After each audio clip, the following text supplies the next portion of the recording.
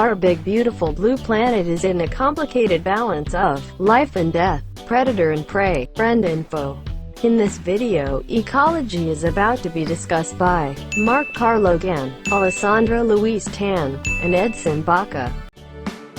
So what is ecology? Ecology is the scientific study of interactions between organisms and their environment, focusing on energy transfer, and on simple term, it is the science of relationship.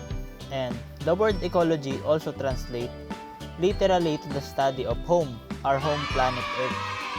And it also answers things like, how do living things interact and rely on each other or on their surroundings? So under ecology, we have to discuss about the environment.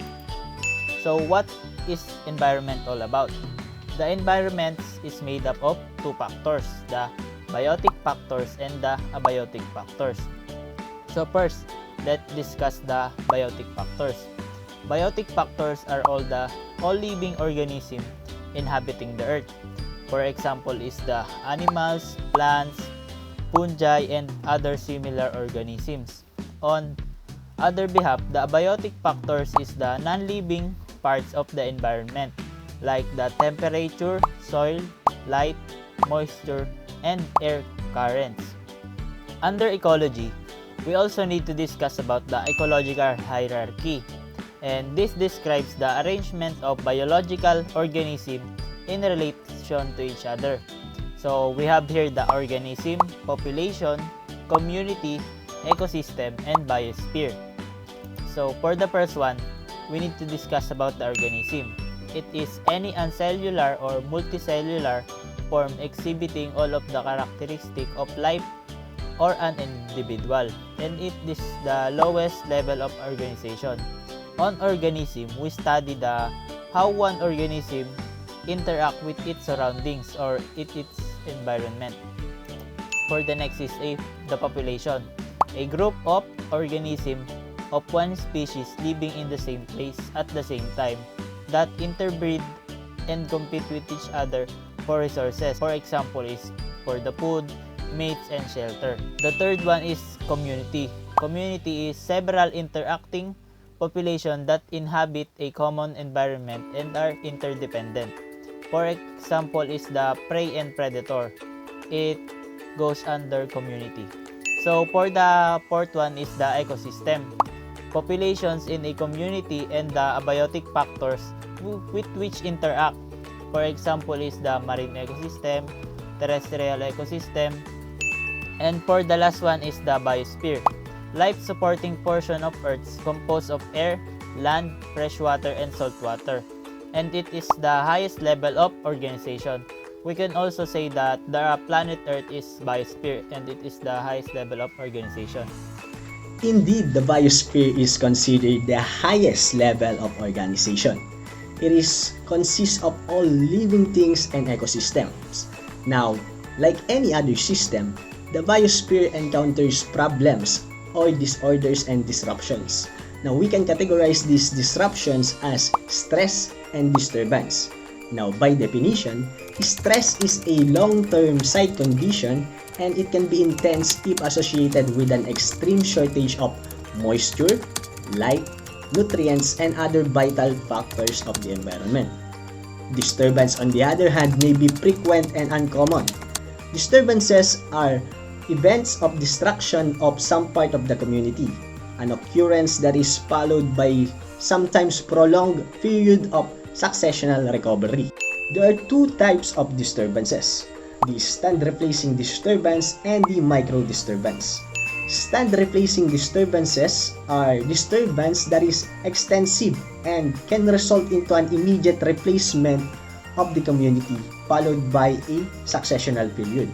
This is often caused by wildfires, epidemic diseases, clear-cutting, and other cataclysmic events. Micro disturbance, on the other hand, are local disruptions that affect only a small or tiny areas within otherwise an intact community.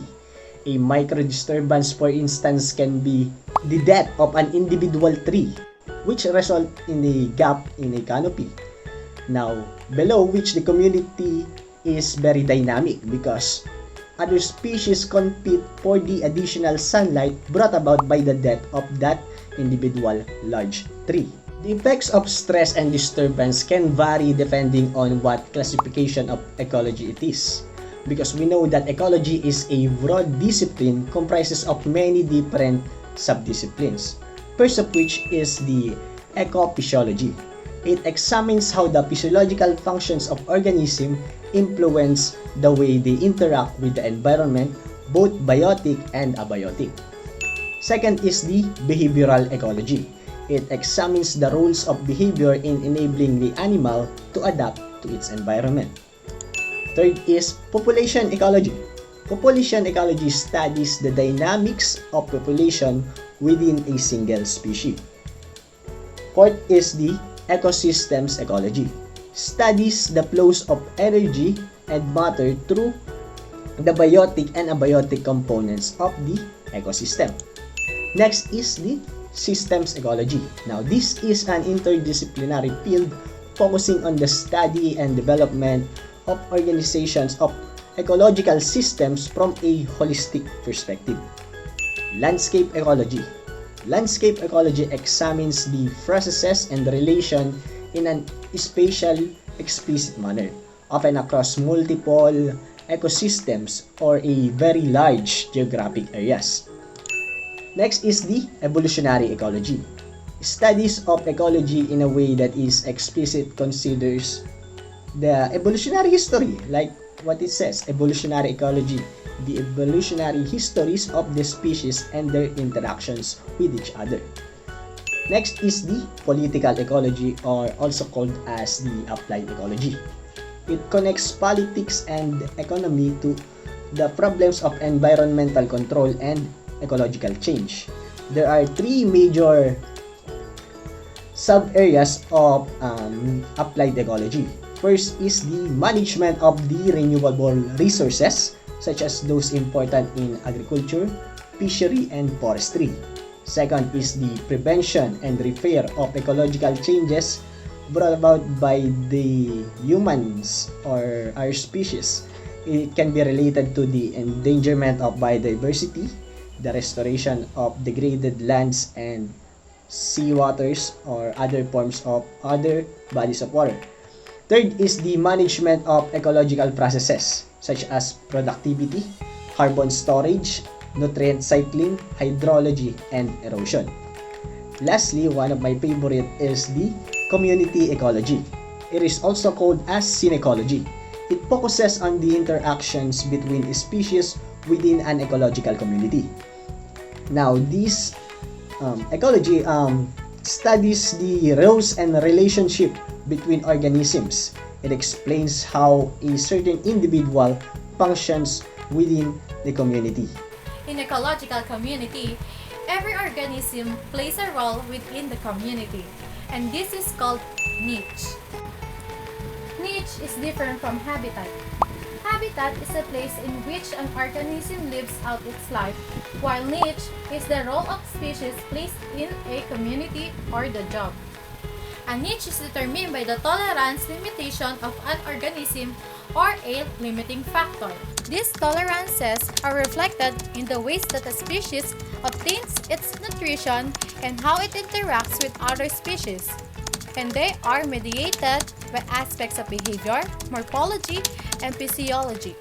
There are three main types of feeding relationships. First one, producer-consumer relationship. The second one, consumer-prey relationship. And the third one, parasite and host relationship. For the producer, they are all autotrophs or plants. They trap energy from the sun. Producers are the bottom of the food chain, while consumers are all heterotrophs.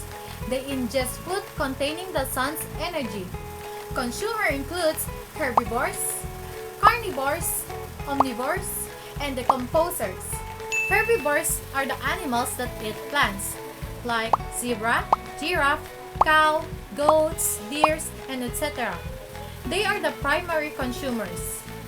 They are the prey of other animals that doesn't eat plants. Carnivores are the animal that eat meats. They are the predators. They hunt prey animals for food. Predators can greatly reduce the abundance of their prey, thereby changing the structure of the community. Not all predators or carnivores are animals. It can also include plants, such as pitcher plant or Venus flytrap. Omnivore is an organism that eats plants and animals. Omnivores play an important part of the food chain, a sequence of organisms that produce energy and nutrients for other organisms. Examples of omnivores include birds, dogs, foxes, raccoons, and even humans. Lastly, decomposers. They break down the complex compounds of dead and decaying plants and animals into simpler molecules that can be absorbed. Examples of decomposers are fungi and bacteria. Symbiosis refers to intimate relationship that may occur among species. This is when two organisms live together.